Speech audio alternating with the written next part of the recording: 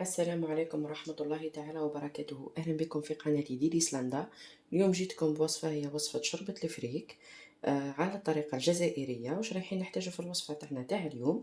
نحتاجو قطع من اللحم. أنا خيرت هادو القطع، يعني لحم الخروف، ديت هادو القطع. نحتاجو كمية من القزبر اللي هي الدبشة، كان يقولها الدبشة كان يقولها القزبر. نحتاجو كمية من الكرفس. نحتاجو كمية من البصل المفروم. نحتاج كمية من الحمص بعد ما حطيناه في الماء، خليناه بات ليلة كاملة في الماء ومن بعد نستعملو. للتوابل نحتاج مغرف سمن، نحتاج شوية قرفة، نحتاج راس حانوت اللي هي خلطة التوابل، مجموعة التوابل، نحتاج فلفل أسود والملح طبعا. نروح نحط مع بعضنا المكونات ونرجع لكم فيما بعد.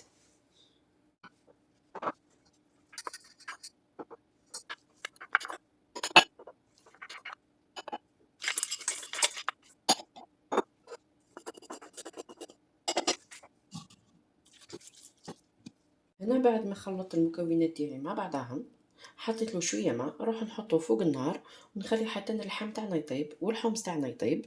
ونبقى كل شويه نزيد له بالماء، نزيد له عفوا نزيد له الماء سخون حتى يطيب لنا اللحم تاعنا ويطيب الحمص، ونرجع لكم فيما بعد. هنا بعد ما غليت لنا الشوربه تاعنا، يعني وطاب اللحم وطاب الحمص، واش نروح نجيب؟ رحت جبت نصف كاس عفوا، يعني هكا باه يبان، نصف كاس تاع فريك غسلته بالماء ونروح نحطه في الشوربه تاعنا. يعني الفريك يكون على حسب حجم البلا اللي رايحين نطيبو فيه. نزيد نروح نحط زوز معالق كبار تاع طماطم مصبره، يعني زوز مغارف طماطم كيف كيف تكون حسب الطماطم تاعك، يعني كاين طماطم اللي تجي حمراء، كاين طماطم يعني نحطو زوز مغارف مي تبقى ديما بيضه. يعني هنا نجمو نضيفو مغرف واحده اخرى. ونروح نحط كميه من الماء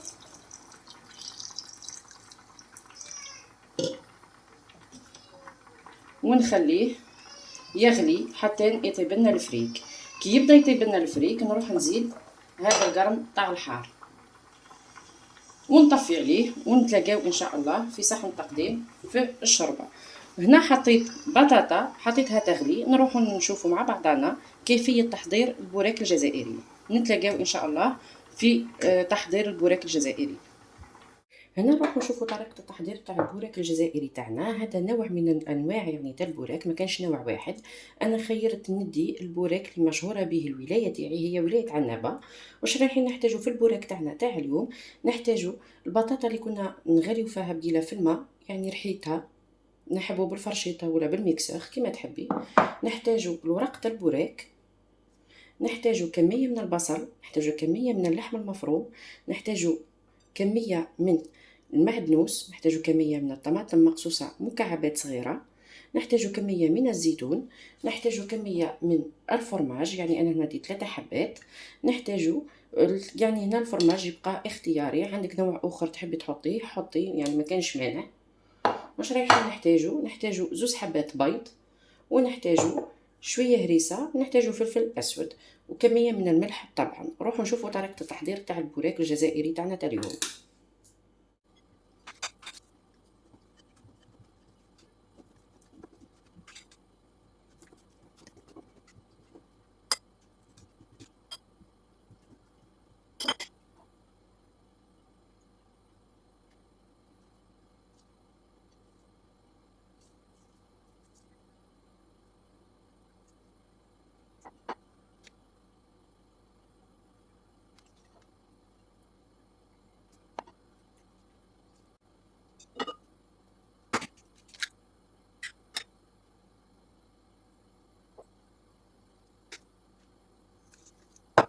هنا نروحوا نشوفوا كيف نطبقوا البوراكه تاعنا.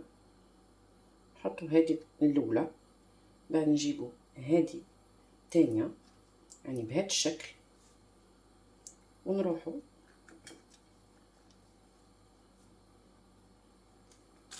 نجيبوا هادو من الاطراف نجيبوهم بهذا الشكل، يعني البوراكه تاعنا تجي بهذا الشكل.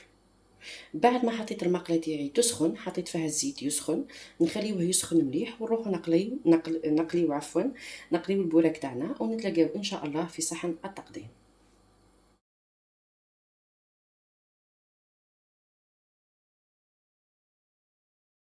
الشكل النهائي تاعي تاع الوصفة تاع اليوم شوربة فريك على الطريقة الجزائرية، والنوع من أنواع البوراك الجزائري. نتمنى أنها تكون عجبتكم.